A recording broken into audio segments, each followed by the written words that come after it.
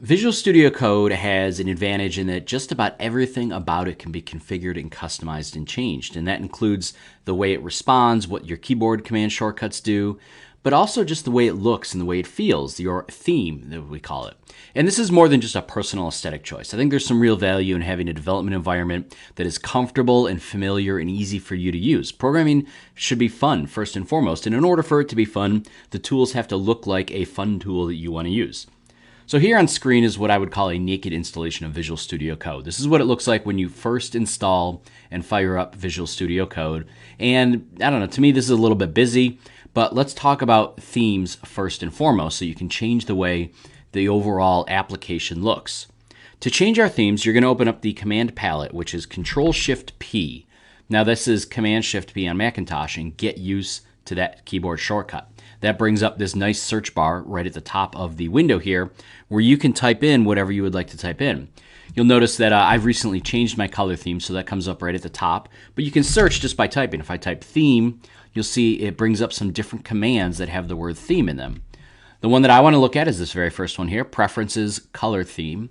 And notice on the right-hand side there, it shows me the keyboard shortcut that I can also use to turn this on. So if I hit Escape and come back here, if I hold down Control and hit KT, well, now I'm looking at the themes dropdown. So you can do that, Control KT or Command KT on Macintosh, or Control Shift P, start typing in theme to find it, use your arrow keys and hit enter on it. Same thing, brings up this menu of themes.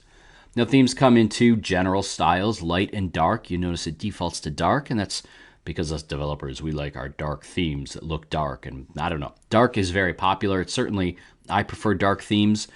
You can see a dark theme here on screen. That's what a dark theme looks like. There's generally dark gray and black backgrounds with high contrast text on top of it. And if I pull this up, I can see that there's some different dark options here that I can look at that change the way it looks. Here's a red dark option. That's pretty exciting. But if dark is not your thing, there are also some light themes. For instance, here's the default light theme. You'll notice that instead of the black backgrounds, now you have white and light gray backgrounds with high contrast text. There's quite a few themes by default built into Visual Studio Code, and when you come to the theme selector, you will see them all, but you'll notice you can also install additional color themes.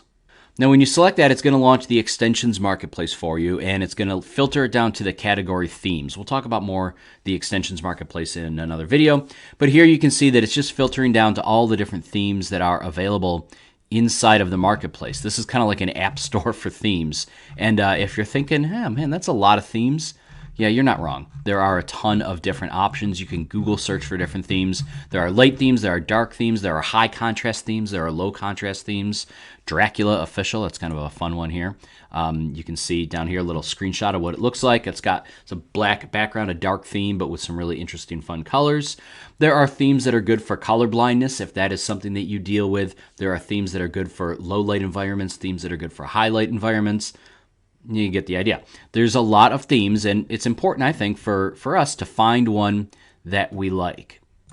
You can run a search on the web to find some different themes that you might be interested in, and in order to find them here in the marketplace, you just search right over here after category : themes. For instance, if I wanted my development environment to look like NetBeans, I would just type in NetBeans, and here's a couple of NetBeans themes that mimic the look and feel of a different IDE so that I can use that. I can use what I'm comfortable and familiar with here inside of VS Code.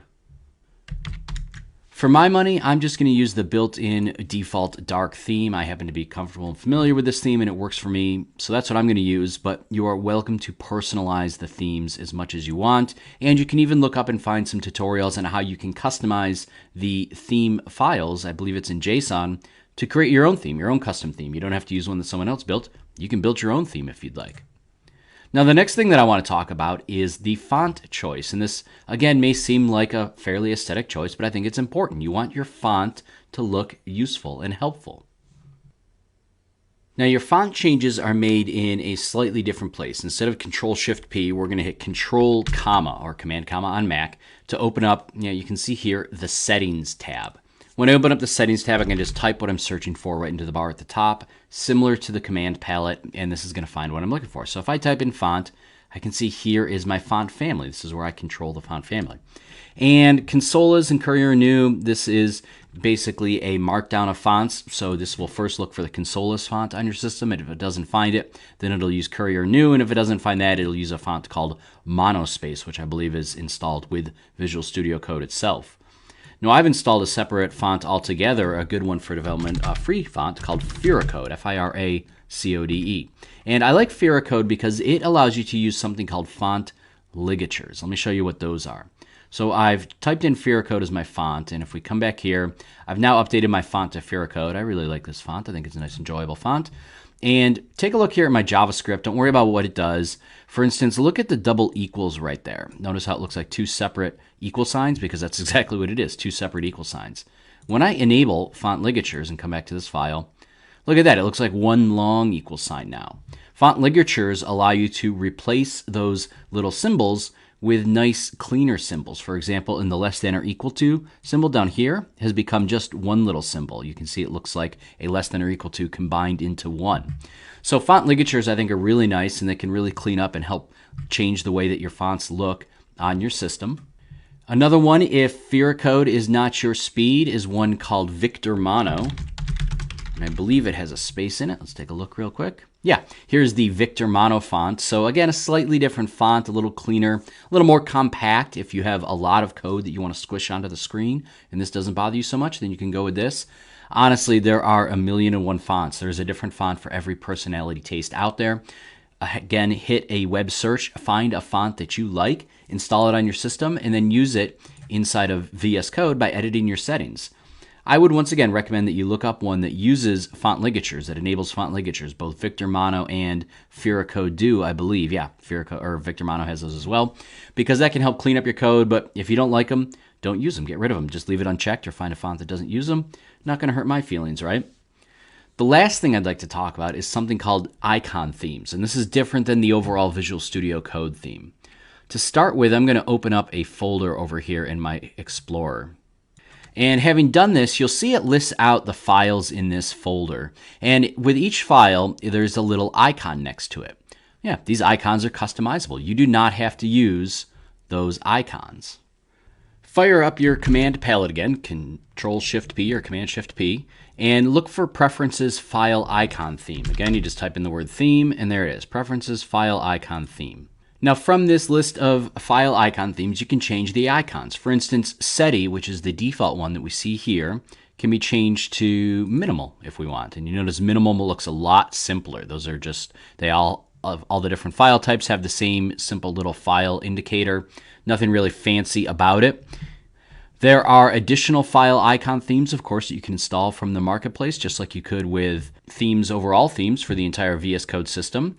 One that's really popular is known as the Material Icon theme. Yeah, it looks like there's 9 million downloads there, and you can get a quick example of what the icons for the Material Icon theme look like. Click Install. Then it's going to ask if I want to activate it. I will click up here to say yes, I do want to activate the Material Icon theme. When I come back to my Explorer, look, all my icons have updated now. My ini file has this cool gear. My HTML has the HTML5 badge. My sample.js has this JS badge.